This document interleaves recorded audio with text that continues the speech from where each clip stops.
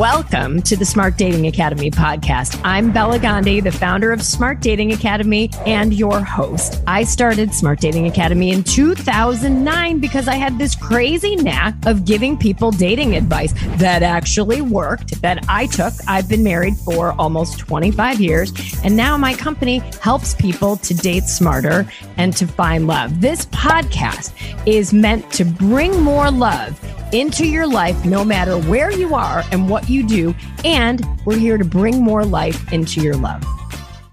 Smart daters, welcome back to this week's podcast. I am jumping out of my skin, excited to share with you a super inspiring love story of a former client and now friend, Tara, who is an attorney who is from Chicago. And Tara, welcome to the podcast. Thanks for having me, Bella. I'm so excited to tell my story in this context. I've never been on a podcast. This is exciting. Oh, I'm so excited to have you. And you're so beautiful and articulate and in love. So I couldn't be more delighted to reconnect with you. So set the stage here. You know, you're a badass, successful professional, and kind of tell us where you were before you came to us. Yeah, I mean, it's kind of a little bit of a different story in the sense that I kind of grew up in a very traditional household and ended up with an arranged marriage. My sister had one. My parents had one, so I also had one, and that was in 2008, and it didn't work out. You know, were you excited about it? Were you excited about an arranged marriage, or how did you feel in your body? No, not. I mean, I don't think I participated in the process in the right manner to actually make it effective. You know, my sister's marriage is 30 years old. My parents have been married like 50 plus years. Arranged marriages can work. I just didn't have the mindset for it. You know, I was very career oriented, still am actually, but then even more so, and was kind of like, okay, I'll just get married and try this. And it was like with the wrong mindset. I went in with the wrong mindset. And with all due respect for my partner at that time, it just didn't work out. And things like that happen. But I didn't date. I hadn't dated, and I was, 30 when I got married. And when I actually kind of woke up from that situation, I actually got cancer. I ended up with tongue cancer in 2012, wow, which is an unusual form of cancer. But and I don't smoke and I barely drink, so it was a little bit of an unusual thing, kind of a shock to the system. Of course. And after I did that, I kind of had like this epiphany, like, hey, maybe I should try dating. So from after the cancer treatment on, I went on what I would call like about 45 first dates. Okay. And I actually ended up, I had a relationship with a nice man. He was a nice man, and we had fun. We went to like, Lollapalooza, and we did all this kind of stuff, but he started losing interest, and I didn't get the signs. I really was like kind of clueless about the whole process, and I went into it, and then it didn't work out. Relationships don't work out. You kind of have to move on. But I was struggling with the idea of dating and not understanding signals, And that's when at that time, this was around January of 2016, a friend of mine whom I think I met at Eve of the Eve, which is a party at Union Station. Love that. It's like a really fancy party, and she and I went to it, and she's, I was kind of telling her about my dating woes, and she was telling me about hers. And then she was like, you may want to consider contacting my friend, Bela Gandhi. And I was like, okay, she's got a cool name. Like, I've never heard Bela and like Gandhi put together. So I was like, okay, I'm going to give it a shot. Why not? Why not? So I think I emailed you maybe in January of 2016, and you had an initial phone call interview kind of meeting. And then you connected me with an in-person meeting with Lindsay. And Lindsay is like a rock star. So she came in, and and honestly, what compelled me to the Smart Dating Academy was, Bella, your story about how you had found love and how, how you wanted to spread that love to others. That seemed like such a magnanimous gesture, even if it was like your job. I think you had like a calling, some sort of, and maybe like my own calling to become an attorney, it resonated to me. Like it resonated that someone was doing this not only, as her job, but like as a passion, like as something that she wanted to do. And then Lindsay had that same equivalent passion. And, she gave me like a packet of materials. It was like a hard copy. I might have it somewhere. I don't know. I'm moving right now. So I'm sure it's in some weird packet. Maybe it's in my file cabinet, because I kept records of every person I dated and did all kinds of crazy stuff like that. But Lindsay actually sat down with me and went through what my past was, and how the dating situation was, and talked about this relationship that I had previously had. And she gave me a clue that maybe I wasn't really good at recognizing signs, like people that were supposed to, like if they contact you only once a week, maybe they're not interested, or they're contacting 7 to 8 other people. And at that time, I was on every app in the world, right, Bella? Like at that time, there was like Tinder, Match, OK Cupid, the Bumble had come out, Hinge, Plenty like the whole Plenty of Fish, like Coffee Meets Bagel, like literally everyone. And they were all like, some of them were on Shark Tank, trying to like hawk their services. And the kind of you're doing this dating thing, you're swiping right, you're swiping left, you're trying to figure it out.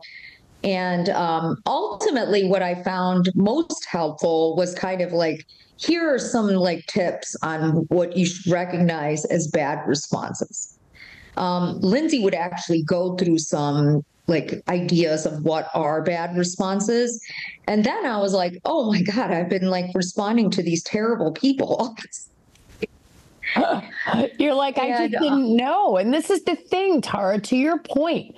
You grew up in a conservative family. There are other people that grow up in liberal families. But at the end of the day, who is taught how to date? Nobody is taught how to do this at any age. And you were smart enough to listen to our common friend Benita's advice to come in, and you were proactive and you wanted to learn how to do this and learn a process. And so when you came in, Lindsay started to teach you the process. And I know, because I've heard this so many times, it's like a light bulb goes on, like, oh my gosh, I didn't know that was a red flag. Or maybe I'm red flagging myself by saying these things, right? And yeah, like some of the things, kind of like what was interesting is Lindsay also went through like, hey, how are you responding to these people? And, am I showing a kind of this coldness, or am I ghosting people? And kind of thinking through that process was super helpful. And I think I am generally a proactive person, but I didn't think I needed in the dating scheme. I was like, hey, you contact your doctor when you need help. You contact your like dentist when you have a toothache. It didn't even occur to me that I needed to talk to like a relationship consultant, and I think it was a light bulb. Like it was kind of like, Thomas Edison was so excited when, I decided to contact Smart Dating Academy. But ultimately, what happened after the fact, and it still took time, I've been married for 5 years, but to meet my husband after I started with Smart Dating Academy, it took about a year and a half, and I was working with you guys, and I don't even recall what I paid. It was a long time ago. So hopefully you get paid more. Best investment you ever made, right? Oh, for sure. For sure. But ultimately, when I met Paris, and I met him on a Indian app called Dil Mill.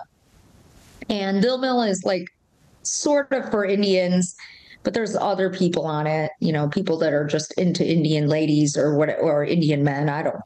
But I clicked on his profile, and I joke around with him that he kind of fooled me because he was wearing a really nice tux in one picture with a pink tie. And then he had another picture where he was laughing with his nieces, and another picture where he had his work profile or whatever. And so I thought he was going to be a really funny guy. So I was like, oh yeah, this guy's going to be hilarious. Let's do this. And I thought he was cute. Not a conventional cute person. Like most people would be like, he's not like an Adonis, but he was cute to me. Like I thought he was cute. That's cute to me. And he's bald. Like that's my thing, I think. I like bald men. But anyway, so I clicked on his link. I swiped right on Paris, and that was August 31st, 2017. Yay. So a long time ago.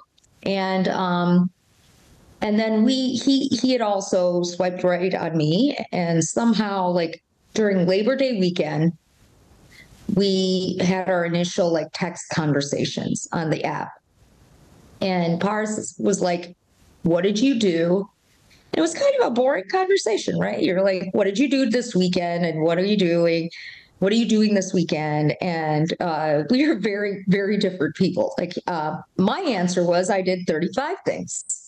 I went on a boat ride, and then I did a picnic, and then I went and met my parents, and then I had dinner at their house, and then I went to a concert. It was summer. It was, 2016. I was like a single lady, 37, 38 years old, just doing my thing, 39, whatever. And ultimately what happened was I met Paris by the app, and this boring conversation started, this back and forth texting. But what was different about him in comparison to the other men that I had met through these other websites or, apps and whatever, was he paid attention. He actually concentrated on me. He asked me questions. We weeded out these things that, are normally no-nos. You don't talk politics. You don't talk, for the most part, you don't talk about politics. But this was post the Trump election, and I had to weed out hey, is this going to be a problem? Right. And stuff like that. We discussed whether we wanted children. We talked a lot, and then we ultimately met. And this is it's a little bit of a crazy story, but I got to tell it. Tell it, girl. Yeah. So he was in India. He was doing the last rites for his father, who had passed away in 2015. And he went in 2017 to do it. He couldn't do it before that. And I was in Hawaii, and we were texting and talking all the time. And then I got back from the trip, and I was like, this is really strange. I've talked to this man for 2 months. When are we going to physically meet? He's not making a move, and I don't understand what's going on. So I went with the same friend, Benita, we went to this Hawaiian luau party that a friend of ours was hosting. So we go to this party, and there's this fortune teller, this psychic. And I go to the psychic, and I say, you know what? I've been talking to this guy for 3 months. Or 2 months, and he's not making a move. And he's like, I thought you were an attorney. Why don't you make the move? And I was like, oh, okay. Okay. He really made a point, and I felt like a Dumbo, but this is what it is. Getting to the step of Paris itself was a Smart Dating Academy achievement. Getting to the next step had to be my achievement, and I forgot. And so I called Paris up. He had just gotten back from his trip from India. And I was like, hey, what are you doing December 7th? And he's like, I have nothing planned. I'm like, okay, I'm going to fly. So at that time, he lived in Virginia. For the federal government. He still works for the federal government, and I'm a patent litigator. And so I was like, hey, I'm going to show up. I'm going to show up at your home. So plan it out. So we met that December 7th. And then from then on, we started dating, and we were inseparable. And in all honesty, it was like a tough time for work. Like I was getting ready for a trial in December of that, in April of 2018, and it ended up settling, or no, March of 2018, and we ended up going to trial. But like, even amidst this like crazy chaotic trial schedule, he would make time for me and I would make time for him. And he worked for the State Department. He didn't have a lot of time. Like, he would drive an hour each way to get to the office. And our love story started in that way. And then ultimately we got engaged in July of 2018, and we got married in June of 2019. And lo and behold, 5 years later, I'm married, and, I would say living the easiest life, but it's just not true. Okay, life is complicated constantly. And I'm sure, Bella, you know this, having been married, I don't know, many more years than me, that, marriage is like complicated, and you still have to continue to work on it. And it's a testament to get there. The process of getting there is hard, but the process of staying there is even harder. And so I think, like, for me, like, that first step of doing the Smart Dating Academy was the catapult that got me to the process and got me to recognize that finding love is hard, but keeping love is harder. And then it's kind of all of that that ended up into my love story. And it's still going. I mean, we're going strong 5 years in, and there's been challenges throughout this time, but, I can always count on him. And I think that finding the right person, it's worth the shot. It's worth giving a consultant a shot. It's worth contacting Smart Dating Academy and learning how to date, even if you're like, consider yourself an old person. And whether you're old or young, just do it. That's my advice, because you never know what you're going to get. Oh, I so appreciate that. And I think you're right? I mean, you have quite the background, right? You came in and it's like you had a divorce. You agreed to an arranged marriage. You sort of were like, okay, but here was my responsibility in it. Like, I didn't enter it with the right mindset. And then you get your divorce, you get sick, and you were incredibly resilient so many times and still full of fire, full of adventure. Like, what the heck? I'm going to find the lid to my pot when so many people out there have those setbacks. Steve Harvey used to say to me and to the audience, remember, a setback is a setup for your comeback. Yeah. And I mean, life is like got winding roads. Whether it's in your career or your dating life, there are going to be challenges. There's going to be days that you're like, I don't know if I want to do this anymore. Yeah. And I think it's picking myself up constantly that gets me to the next step. You just can't stop.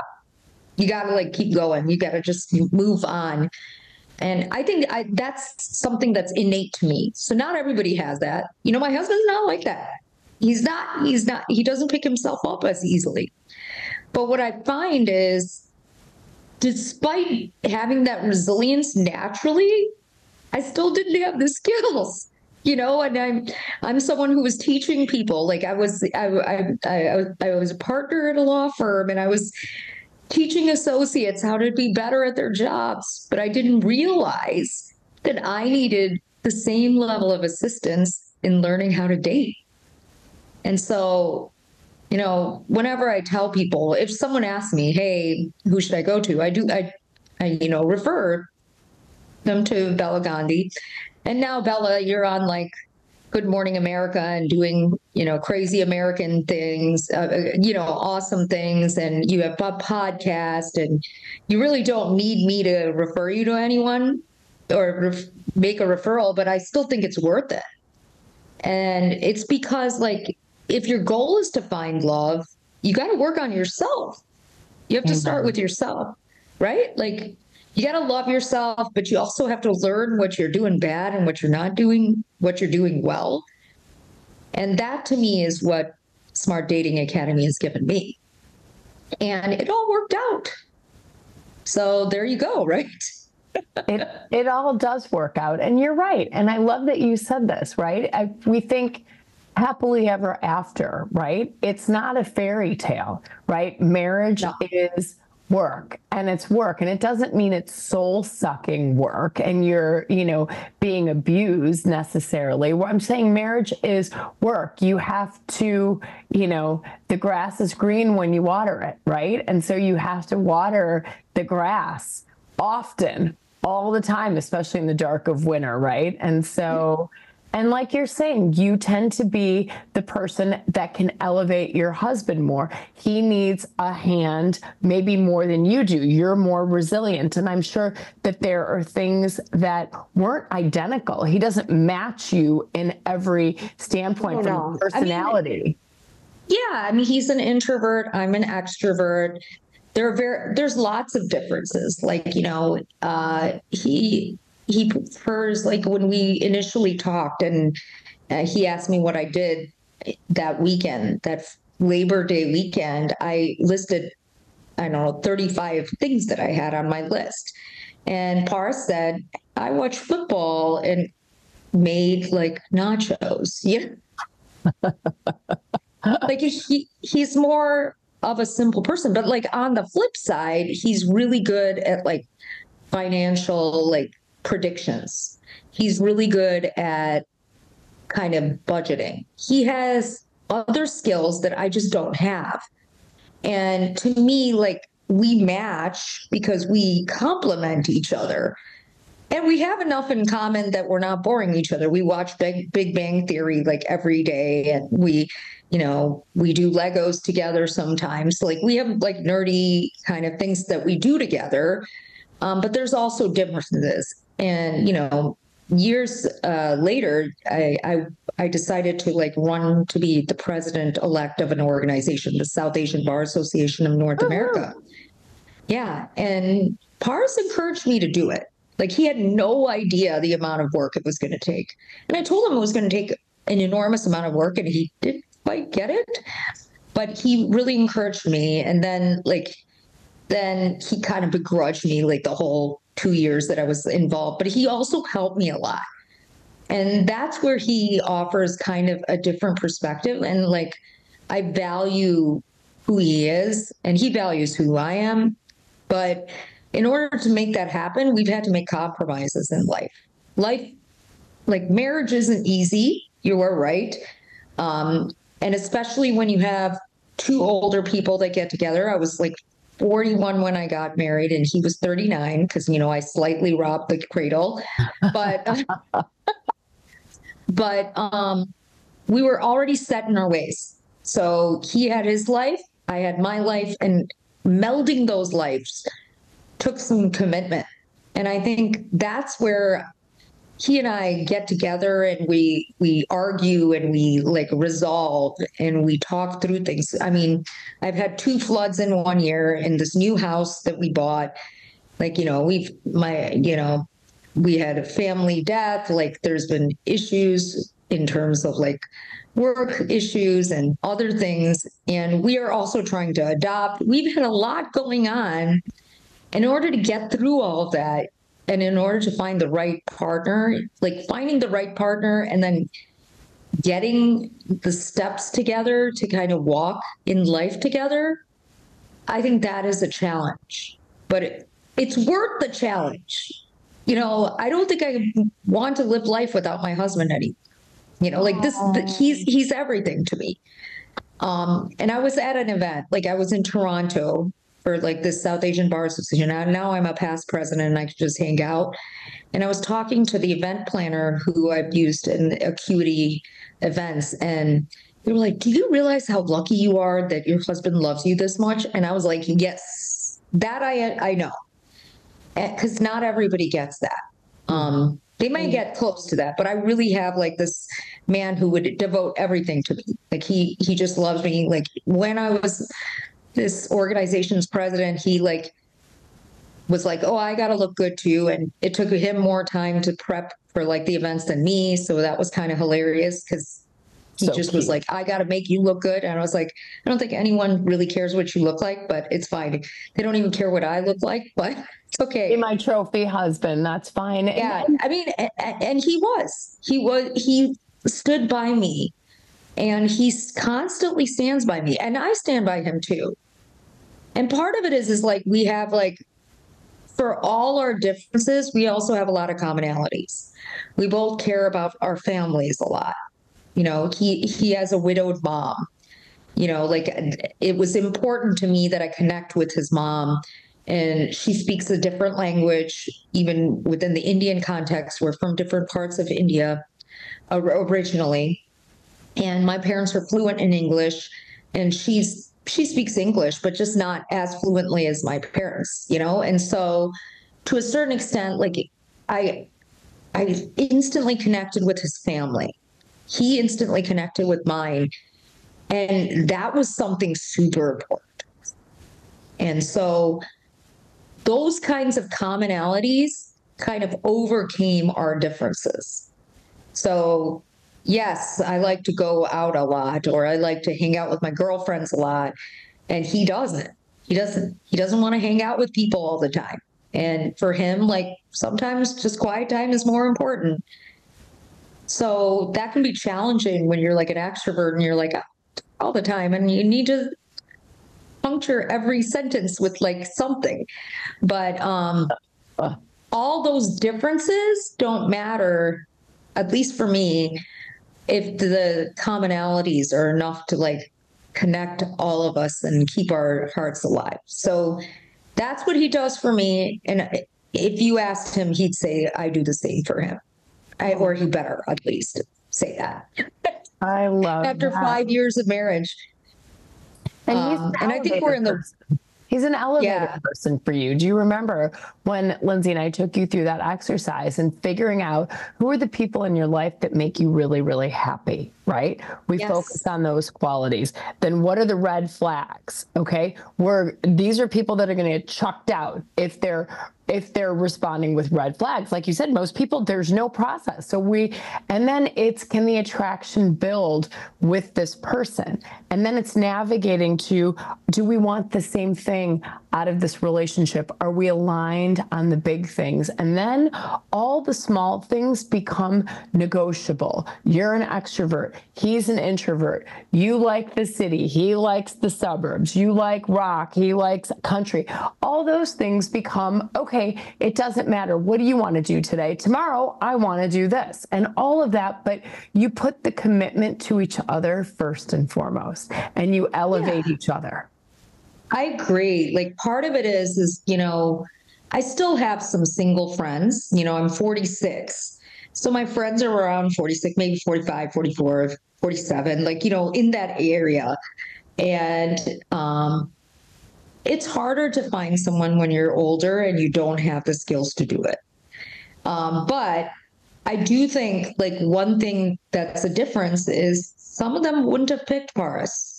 They wouldn't have given him a chance. They wouldn't have like really swiped right.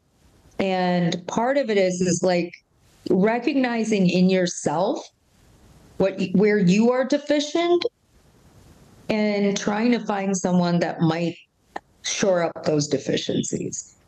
And that's who Paris is for me. Like he shores up some deficiencies I have in life. And, you know, it's been a hell of a ride.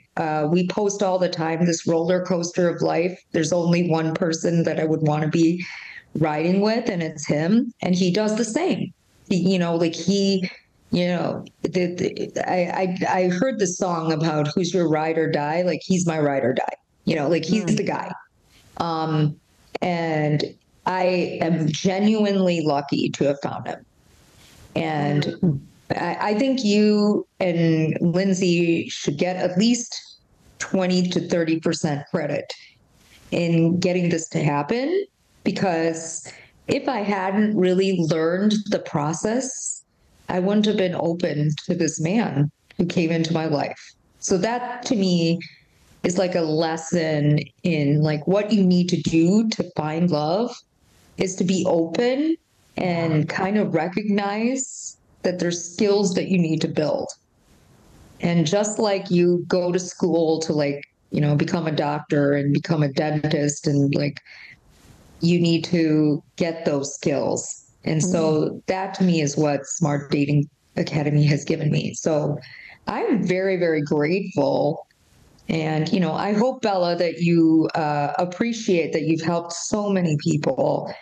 And I hope you keep helping people. And, because you have this beautiful love story. And I love talking about your husband and your beautiful children. And, it's not always easy, but you always come out and talk about it. And to me, that's important to keep telling people that there's hope. I mean, not everybody can get married at 41 and stay married till 46. I had one unsuccessful marriage. I wasn't going to do it again unless it was worth it. But part of it was finding the right person. I don't think I would have done it. I honestly don't without like this assistance. So I'm very grateful. I'm so grateful for you and for you sharing this beautiful story, and for my childhood friend Benita, and we did sleepovers together, and I'm so glad that she was our Yenta and she match made us, and I'm so happy to hear that you wouldn't want to do the roller coaster of life with anybody except for Para. So that like brings a tear to my eye. I love and love helping people. And thank you for so genuinely and generously sharing your stories, because it's so inspiring. I think so many of us, so many listeners, regardless of what age you are, can relate to, God, I just don't know how to do this. I'm not having success at this. So thank you for sharing the little nuggets that helped you. And for any of you that are inspired or feel called to make a change, listen to what Tara said. Send an email to us like she did, right? Would you say do it? Yeah, reach out. I mean, it's worth it. Part of it is you think you know what you're doing, but you may not. And it's worth even getting a refresher course. Like you could be dating like 30 years and you may not know that the signals that you're giving aren't the right signals, or the signals that you're receiving aren't the right signals. So I think that to me, it's worth the chance, especially because everybody wants love. Like who doesn't want love? Those people are terrible. Exactly. If you want to find love, you got to work on it. It doesn't come free. It doesn't come free. For free. I love that. Well, thank you again for being here, Smart Daters. Share this podcast with somebody that needs some hope for the beautiful Tara's story. If you feel called to hear it again, you can watch the segment on our YouTube channel. So I'm, again, just so grateful for you and for being here. And if you need a consultation, people, send an email, go to smartdatingacademy.com, follow us on Instagram, do the things, because all of the power exists inside of you to change your life. So do something positive for yourself to move yourself in that direction and catapult yourself into love. So thank you. And until next week, I bid you farewell.